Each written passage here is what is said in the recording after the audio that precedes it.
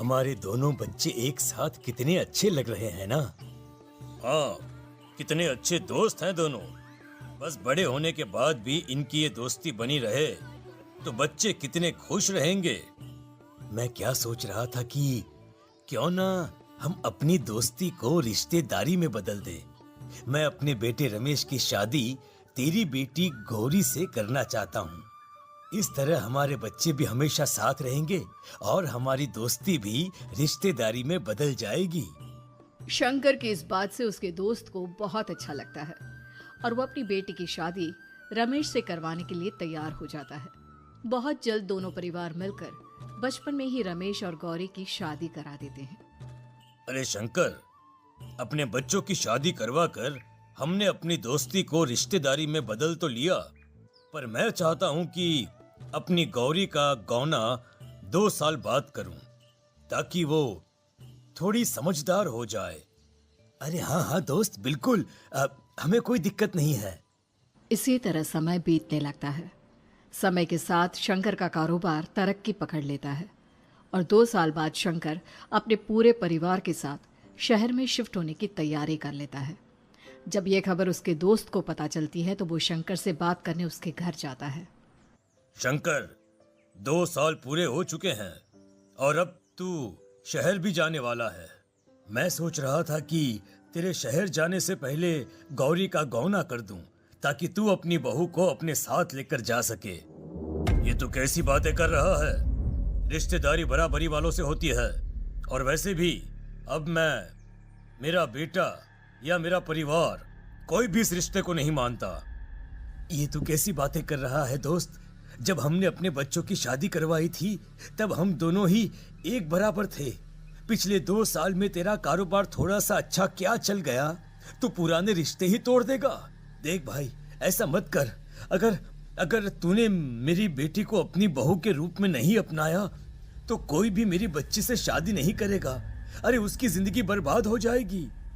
यार देख, वैसे भी बाल विवाह तो कानून मान्यता नहीं देता, फिर मैं कैसे दे दूं? तू अपनी बेटी के बड़े होने पर उसकी शादी किसी दूसरे लड़के से करवा देना। वैसे भी तब तक ना उसे और ना ही गांव वालों को ये बात याद रहेगी। मेरे बेटे को बख्श दे मेरे भाई।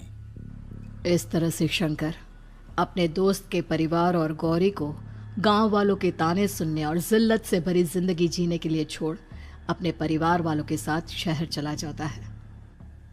अरे इनकी गौरी में ही कोई दोष होगा, तभी तो लड़के वालों ने इनकी बेटी को अपनी बहू के रूप में नहीं अपनाया और उसको यहाँ छोड़कर शहर चले गए। अब कौन थामेगा ऐसी लड़की का हाथ? अरे पता नहीं कैसा आदमी है जो गांव वालों के इतने ताने सुनकर भी सर उठाकर गांव में चल रहा है। अरे अगर मेरी बेटी के साथ ऐसा हुआ होता ना तो मैं तो शर्म के मारे मर ही जाता। हाँ, दिन रात लोगों की नजरों में अपने लिए ग्रहण देख और सबके ताने सुन सुन अब गौरी के पिता हिम्मत हारने लगते हैं और एक रात गौरी के माता पिता खुदकुशी कर लेते हैं। ये सदमा गौरी भी सहन नहीं कर पाती और उसकी भी मृत्यु हो जाती है। तुम्हारे परिवार की वजह से हम लोगों ने अपनी इज्जत और जान गंवाई। इसका बदला तो तुम्हें चुकाना पड़ेगा, वो भी अपनी जान देकर। हंसते हुए अब नैना हवा में उड़ने लगती है। नैना अब पूरी तरह से बदल चुकी थी। गौरी की आत्मा उसके शरीर पर हावी हो चुकी थी। उसकी आंखें सफेद, पैर उल्टे, चेहरा काला और बाल बिखर गए थे। अब गौरी अपनी शैतानी शक्तियों से घर के हर कोने को अपने काबू में कर लेती है और सीधी दीवार पर जाकर चिपक जाती है। मुझे अपना बदला चाहिए। बदला लूंगी मैं तुम सबको खत्म कर दूंगी। गौरी इतनी तेज चिल्ला रही होती है कि उसकी आवाज से घर के सारे कांच टूट जाते हैं। सामान इधर उधर गिरने लगता है और ये सब देखकर तीनों भाई बहन के होश उड़ जाते हैं।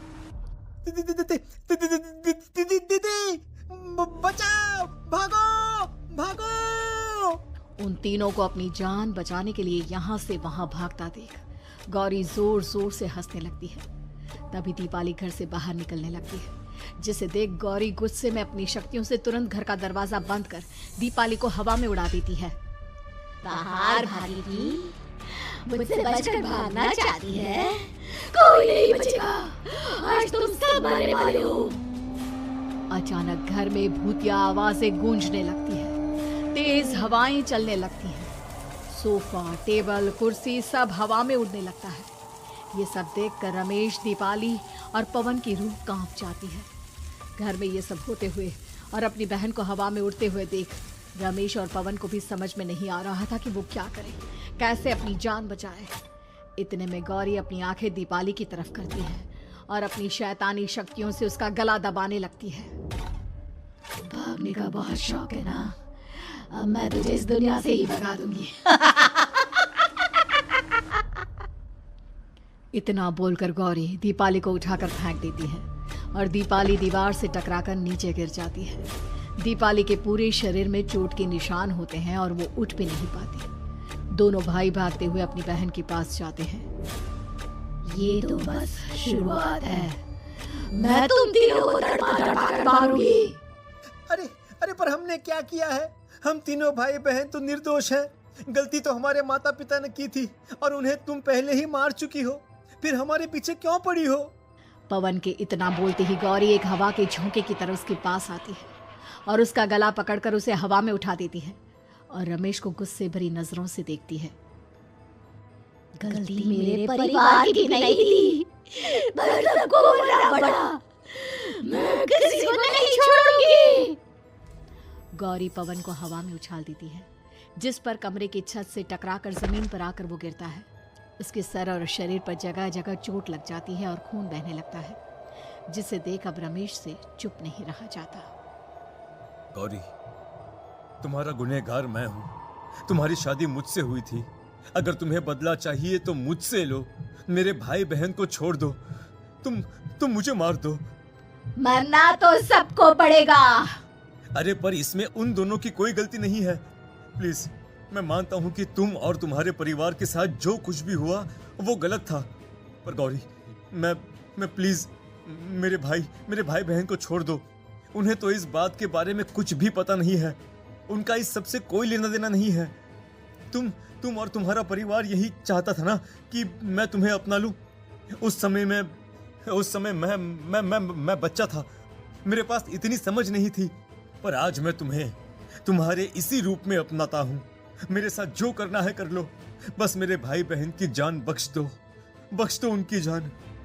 रमेश की ये बात सुनकर गौरी का गुस्सा थोड़ा शांत होता है। ठीक है, मैं तुम्हारे भाई बहन को नहीं मारूंगी, पर तुम्हें मरना होगा और तुम्हारी आत्मा को मेरे साथ शादी करनी होगी। मुझे मंजूर है। अब रमेश गौरी के साथ छत पर जाता है और छत से नीचे को जाता है। रमेश के मरते ही गौरी उसकी आत्मा को अपने साथ ले जाती है और इस तरह से रमेश खुद मरकर अपने भाई बहन को बचा लेता है।